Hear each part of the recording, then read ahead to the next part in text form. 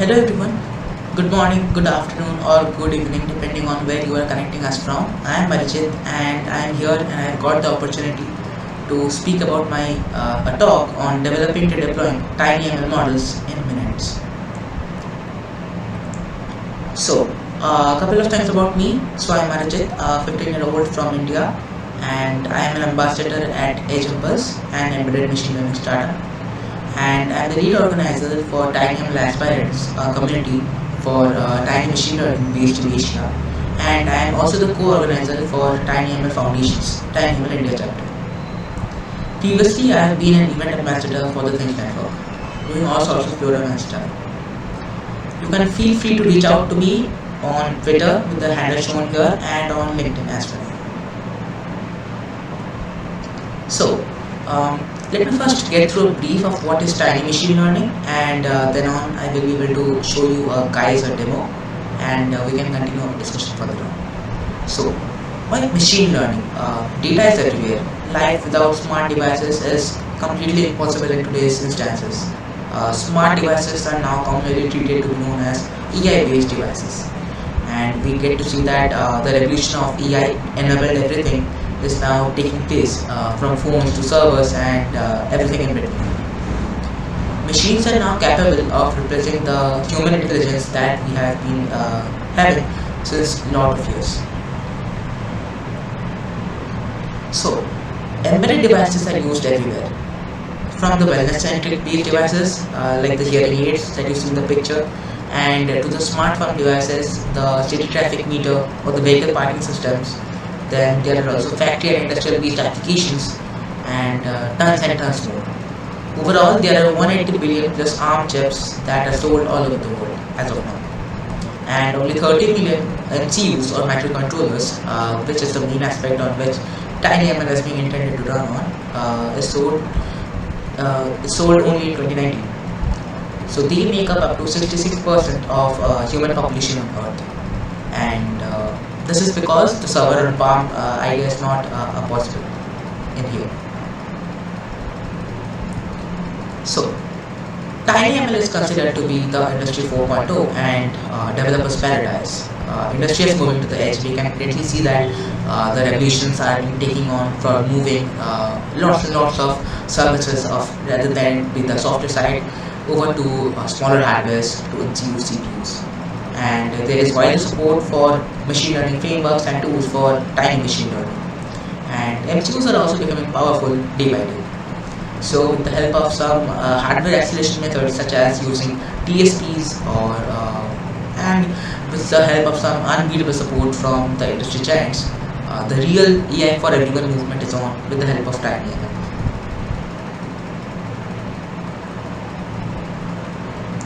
So, why TinyML is made for developers? The edge of the embedded hardware is super low in cost, but the software support is excellent over here. The community is pretty good as well. And speaking of community, I am speaking about the TinyML Foundation's meetups. And there are over 6,000 meetup members all over the globe, and including 30 plus groups and in 20 plus countries, except Antarctica though. And thus we can say that the prototype to production stage for TinyML will be done in much less amount of time. Here you can see a global map of the coverage of the various different TinyML Foundation's meetup communities all across the globe. So, in the beginning of the talk, I said that we will be deploying a tiny machine learning model in a few minutes. And how can we do that? Using Edge Impulse. So Edge Impulse is an embedded machine learning startup who is developing software for TinyML and is now powering more than 35,000 plus projects, mostly of TinyML perspective. So Edge Impulse is a web-based UI for developing and deploying machine learning models for everywhere. And on top of it, beneath of it, we use the TensorFlow Lite micro framework, and it also uses some custom firmware for integrating with the hardware. EON or Edge Impulse own neural compiler provides up to 50 to 55% faster performance with much lower RAM usage, even as compared with TF-Lite micro. So we can say that with the help of using agent bus, there is no PhD needed to develop and deploy TinyML models. And with the help of some open source SDKs provided by agent bus, you can run it from even MCUs to even bigger and faster GPUs as well, including CPUs. And here are some of the graphs, the latest graphs that were being laid out in the agent bus website, and about the number of users, the ML projects that have been made, and so on and so forth. So I told a couple of things about a brief about what is TinyML and a quick glance into how it is helping the developer community as well. So now I will be proceeding to a small demo in which we will be seeing on how we can leverage the agent bus software for developing and deploying TinyML models in minutes. So let me just pull up my screen, and for this demo I will be using a Raspberry Pi 4 as for an example, but I have also tested on some 96 boards as well. Overall, the agent bus software can run with the help of agent bus Linux SDK, and it can run on any ARM64 or ARM v7 based devices.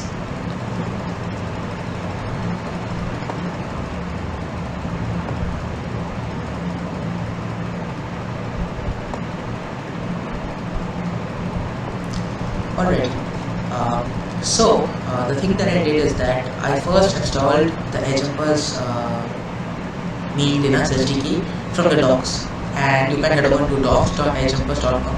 I will provide a link maybe in the description or in the comments, wherein you can get to see that how you can just interact with the device with agent bus Linux SDK. So I've just downloaded the Linux SDK with the help of the provided instructions, and I have just run a single command, edge impulse Linux runner.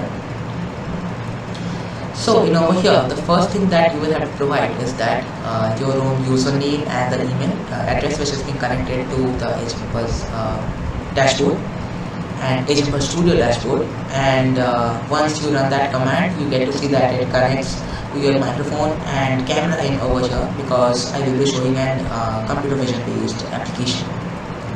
So once it gets connected to the camera and the associated hardware, it then sends up all the data to the agent bus studio.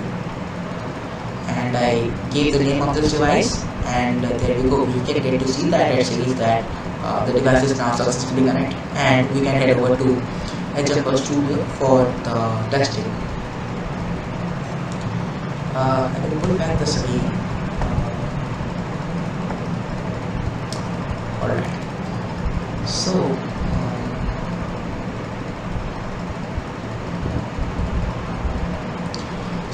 here I am with the agent bus dashboard, and in the dashboard I can get to see that this is the agent bus studio, and over on the studio I have created a project with the name Linaro Connect 2021, and over here I wanted to do a demo for an American Sign Language based detection system using computer vision. So what I have done is that I have went over to the data acquisition page, and I have uploaded few of the pictures of the A, B and C sign languages for the American Sign Language system. So I'll just click on this upload existing data, this option, because I already had the images according to it, and I just chose the files and uploaded it. So we have 4 different images for the C, and you can see one of them over here. So I've done it for A, B and C as well. So like 4 for C and 4 for B and A as well. There you go.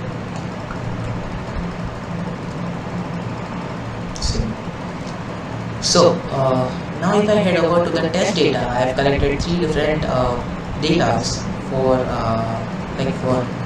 making up a test data set. It was just a quick one. I have not provided a lot many amount of data just for a quick demonstration. But for an instance, like if you want to deploy this directly to the field process, then you might have to provide a good amount of data. Should be about than 500 to 600 images, I would say.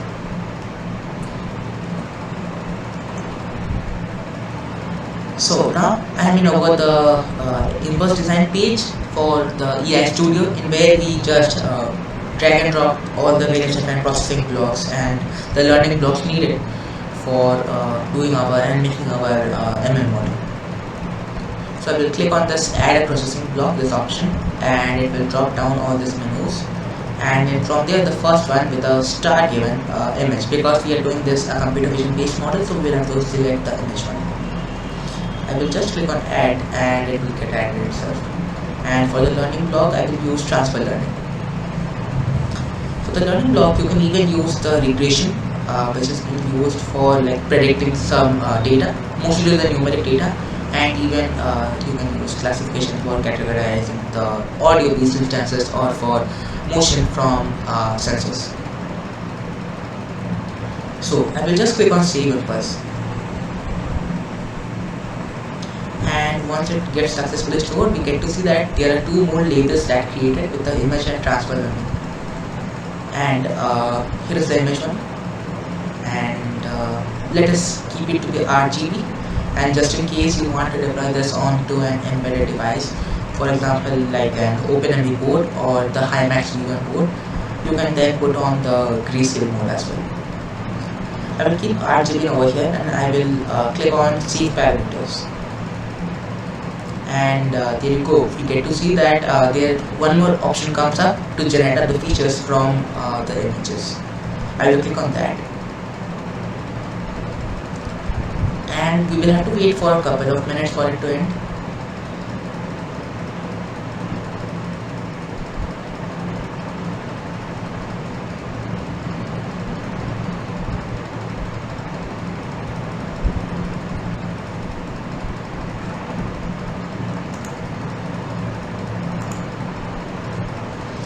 Anyways, so the model feature generation is now being successfully done, and with the help of this 3-axis feature explorer graph, which is another one of the most important like the features for edge impulse, we can get to see that the A is the one with the blue color over here, and the yellows are for B, and the green is for the C. And it provides us 3-axis graph for exploring the features of the images. Plus, we can even see that it provides us with an on-device performance of the processing time and the peak RAM usage required as well. Moving on, we are now heading over to the transfer learning, in where we will actually create a neural network to make our ML model. So for let me just keep it default. Let me just keep it to 20. By default, it changes accordingly according to the number of images that you feed into the model. You can even keep it up to like 100 for having a good amount of vectors based model. But for the sake of time being over here, I will just keep it to be 20. And here you can choose which model you want to like use over there. So I will use the MobileNet V2, this one, 0.35 for the making of our ML model as of now. But if you want to deploy this onto the smaller based devices, for example, I have told earlier like the HiMax boards or the OpenMV board, then you can either use the smaller V2, which is like the 0.05 or like the 0.1, else you can even use the MobileNet V1 based systems as well. So I will keep it the default one, and I will choose MobileNet V2 0.35, and I will just click on start training. One more important step is that if you are a Python expert or if you have worked with Python, then you can switch over to the Keras mode, which actually generates up the Python code. Else, see here. So this is the main Python code that is being used for generating our ML model. Else, if you want to like work this or run this on Google Colab or your own like the instance, then you can run this on or edit it as Jupyter.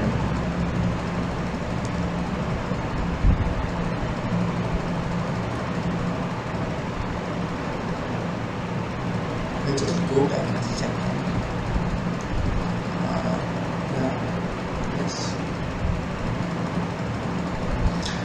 Alright, and I will click on start training.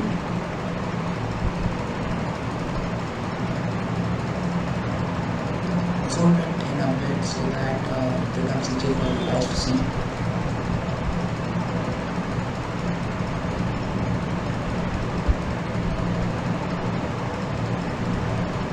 So the initial training for 20 epochs has been done, and now that the next stage of training,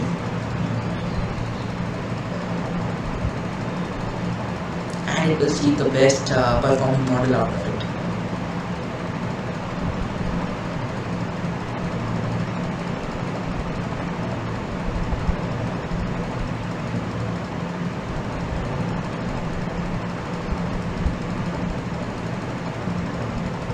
It's now converting it to the Lite flow 32 model.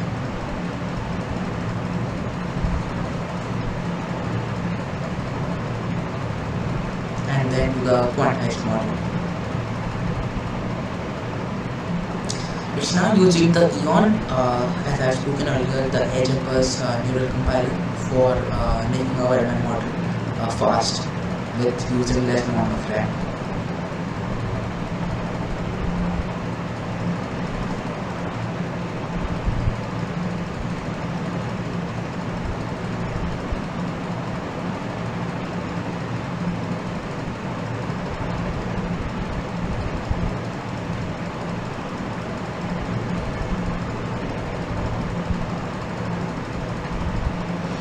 Alrighty, so we get to see that it says the model training is complete, and we get a 100% accuracy, but like if you use the model, you might get a bit low. So again, like as per explained earlier, it again shows us the new feature explorer model that it has now got developed from the ML model that we just made. Plus, it even shows the amount of label and the predictability or the accuracy that it is now getting.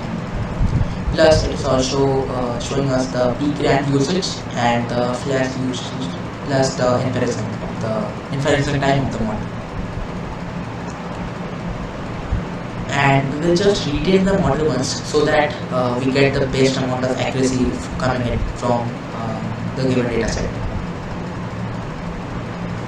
I will click on training model once again, and it will just then process the feature for me very fast. You can wait for a couple of minutes for this to end.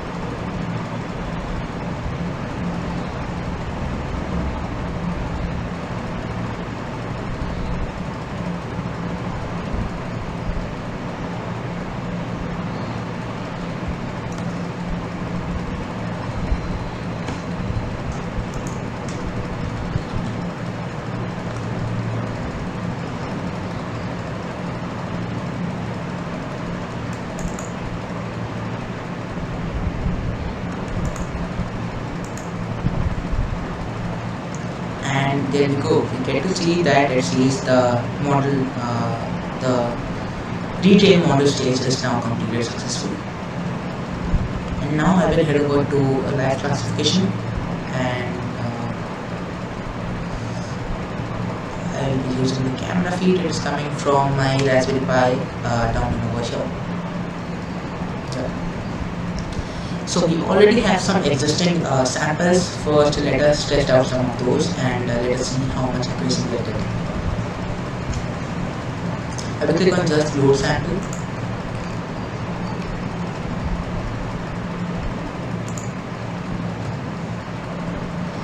Alright, so we got a very good accuracy, and I know that this is a C, this data set, and similarly it says that this is C with 97% accuracy.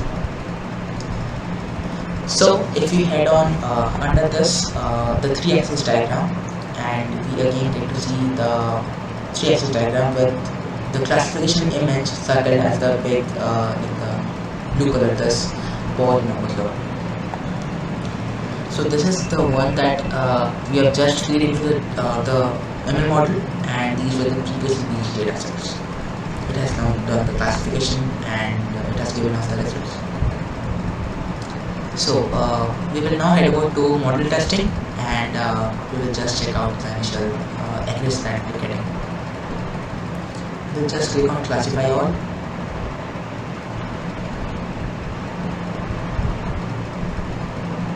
It is again extracting the features and doing the job.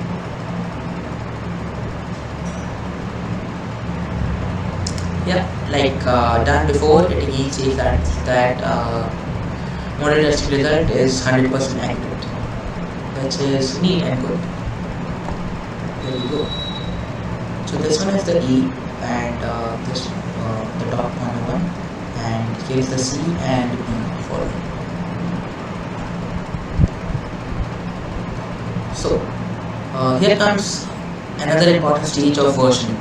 So this is mainly used, for example, suppose like I made this demo project and I will be sharing this demonstration project link to you guys. So how can you access it? With the help of the following features. So I will click on create your first version, and we'll just type connect 21 session and make this version public, yeah, so that you guys can access it. I will click on store version then. You can wait for a minute for this to end.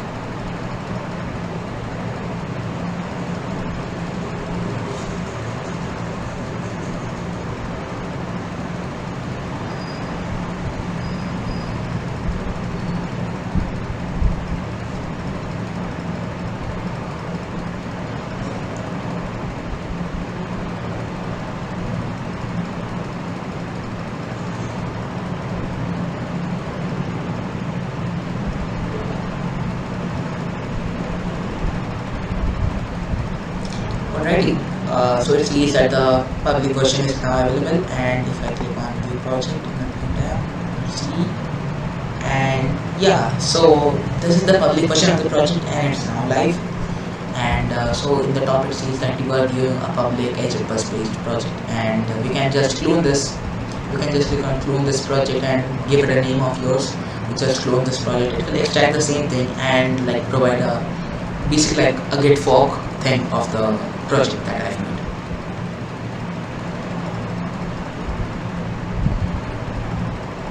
Moving back to our slides. So it was a good demo indeed, and we got to show that how like we have trained our model. But here is the main thing, and so we have cleaned up the entire thing, but we haven't been deployed it onto a device yet. So let me show that very quick.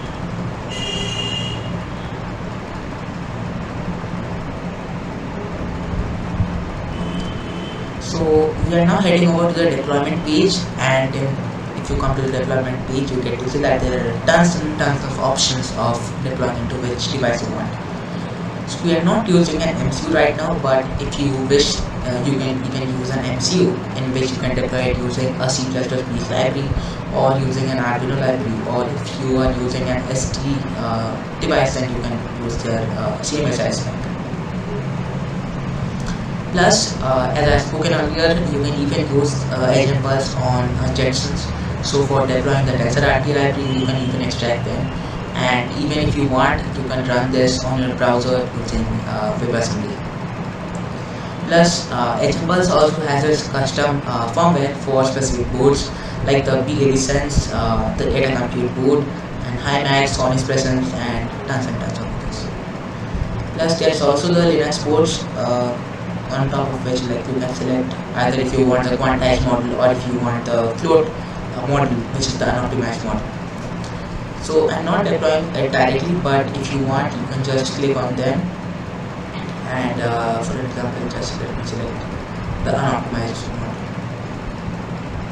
and I will click on build. Yeah, so it just then if you just write this on your terminal of your device that you are running, that edge impulse just check in the model file .ein. So .ein is the edge impulse model, and then it runs on your device. So just for an example, I will just pop up the EE dataset that we just had, and let me see how big is my Raspberry Pi functioning, and camera.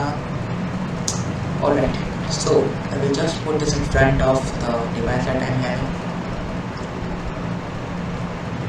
Just a second.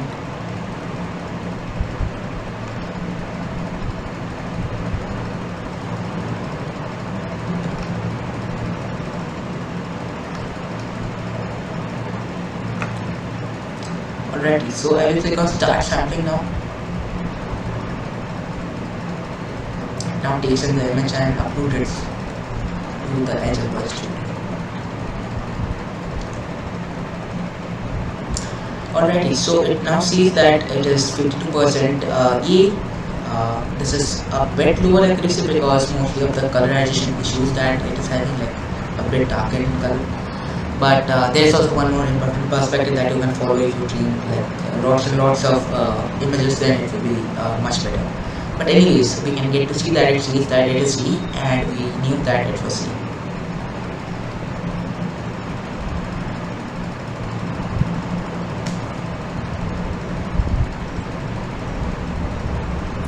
So, some final conclusions now coming in. Check out Edge Impulse, and there are tons and tons of projects done by the community, and you can head over to edgeimpulse.com for like the brief overview of what is Edge Impulse and how it works. You can head over to hashtag.io/edgeimpulse for viewing all the community projects run by the awesome community members of Edge Impulse. You can head over to the edgeimpulse.com/blogs for reading out the various different blogs covered by some of them are covered by me and tons of our people working at Edge Impulse. For questions, head over to forum.edgeimpulse.com and feel free to post any kind of questions or reach out to me. Plus, if you are a social guy, reach out to Edge Impulse at Twitter and LinkedIn with the handles shown here. So, coming back to the main conclusions for today's this talk of mine, TinyML is growing rapidly, and it is the best time to join the TinyML industry. And for the TinyML Foundation link, it is tinyml.org. For checking out the various different TinyML Foundations meetups, it is meetup.com/pro/tinyml. And follow TinyML in Twitter and LinkedIn to get to know about the latest trends and the developments in TinyML space. So that was it. Thank you so much for listening to my presentation, and I look forward to receiving questions from you.